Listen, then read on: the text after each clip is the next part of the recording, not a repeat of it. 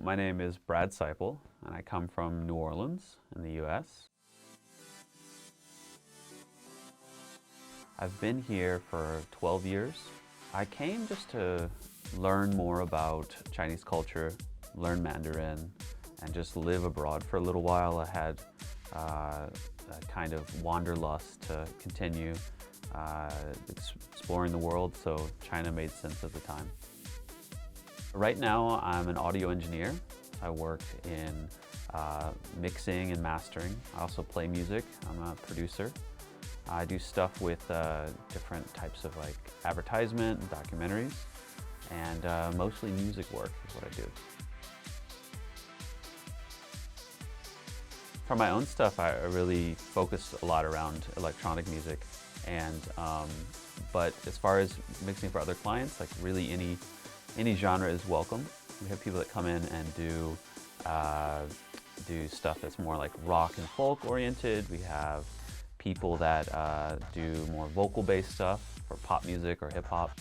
And of course, I like to work with people doing club music a lot as well. Because I'm a foreigner myself, a lot of my contacts are foreigners. But I made a decision years ago that I wasn't going to just be in a foreigner bubble. So I work with a lot of local people too.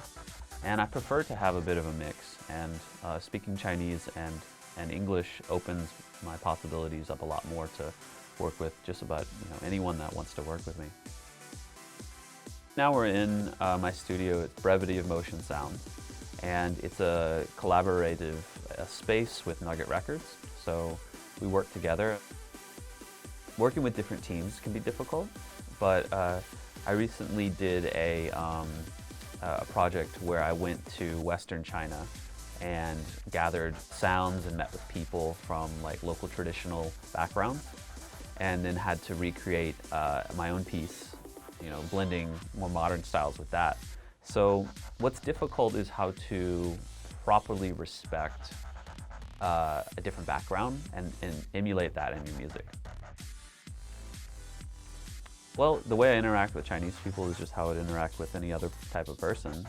It's about communication. Of course, learning the language and listening to people helps a lot. So I try to go at things with an open mind and ask a lot of questions at the beginning. And when it comes time to create, I like to give some of my ideas and be open. I try not to be like the all-knowing foreigner that's like, well, you should know about this and this and this. Because chances are people know a little bit already. They might even know more than me in some cases. So yeah, I think that sharing a bit of information and knowledge like that is like a must when you're dealing with people. We get told a lot that China's this way, America's this way. And then we, from both sides. But at the core of values, there's a lot of similarities, just about, respecting other people, how you deal with problems sometimes. I'd say even some family values.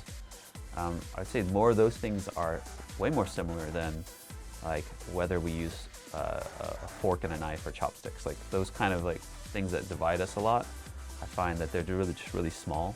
And after living here for a while, people are kind of the same all over the world, but there's surface differences that divide us sometimes.